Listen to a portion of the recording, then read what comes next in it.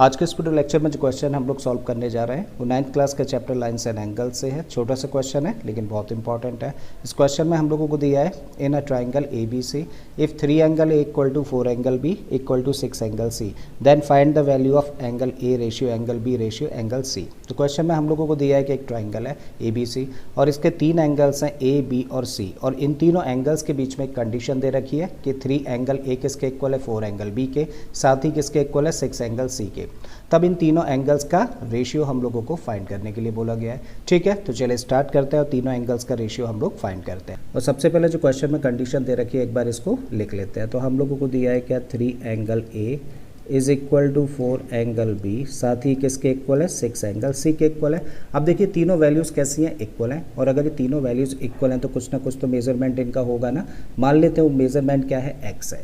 इसका मतलब 3a इस रिलेशन से किसके इक्वल हो जाता है x के इक्वल हो जाता है। इस पॉइंट को लिख देते हैं। सो दिस इम्प्लाइज कि 3a की वैल्यू किसके इक्वल है x के इक्वल है। इसका मतलब a कितना होगा, जस्ट 3 को ट्रांसपोज करते हैं, डिवीजन में जाएगा तो x अपॉन 3 निकल आता है। और ये इंपॉर्टेंट पॉइंट है तो इसको इक्वेशन नंबर 1 कंसीडर कर लेते हैं।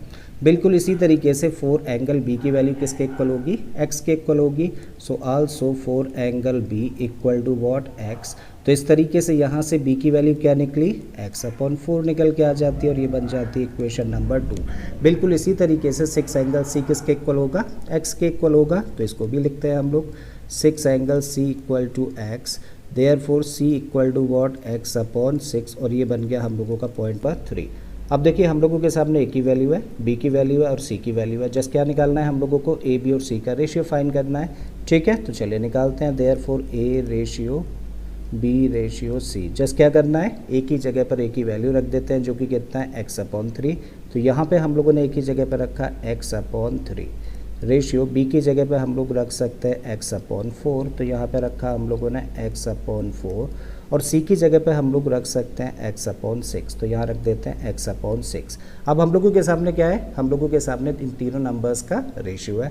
और कभी भी जब हम लोगों को कोई भी 2 या 2 से ज़्यादा नंबर्स का रेशियो दे रखा हो तो वहाँ पर दिए गए नंबर्स को अगर हम लोग किसी भी एक नंबर से मल्टीप्लाई कर दें या फिर किसी भी एक नंबर से डिवाइड कर दें तो रेशियो पे कोई भी फ़र्क नहीं पड़ता है। तो अभी हम लोग क्या करने जा रहे हैं, देखिए यहाँ पे जो 3 नंबर्स हैं इन तीनों नंबर्स को इन 3 नंबर्स यानी कि 3, 4 और 6 के एलसीएम से मल्टीप्लाई करने जा रहे हैं। और 3, 4 और 6 का एलसीएम कितना होगा, इन तीनों का एलसीएम होगा 12।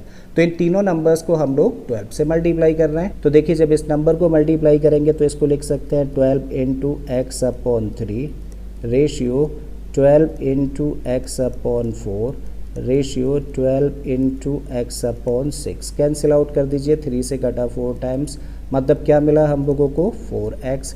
यहाँ से कैंसिल करें तो मिलेगा हम लोगों को क्या 3x, और यहाँ से इसको कैंसिल कर देंगे तो हम लोगों को मिल जाएगा 2x। अगेन हम लोग क्या देख रहे हैं, x यहाँ भी है, x यहाँ भी है और x यहाँ भी है। तो हम लोग x से इन तीनों नंबर्स को डिवाइड कर रहे हैं। तो जब x से इसको डिवाइड करेंगे तो मिलेगा हम लोगों को 4, यहाँ से x से डिवाइड किया तो मिला 3, और इसको अगर x से डिवाइड करेंगे तो मिल जाएगा हम लोगों को 2। इसका मतलब a ratio b ratio c क्या निकल के आ जाता है 4 रेशियो 3 रेशियो 2, और यही इस क्वेश्चन का आंसर हो जाता है। ठीक है, तो मुझे उम्मीद है स्टूडेंट्स कि आप लोगों को क्वेश्चन अच्छे से समझ आ गया होगा। अगर ऐसा है तो प्लीज़ वीडियो को लाइक कर दें, चैनल को सब्सक्राइब कर लें, और बाकी के इसी तरीके के क्वेश्चंस के लिए आप मेरी प्लेलिस्ट में चले जाइए।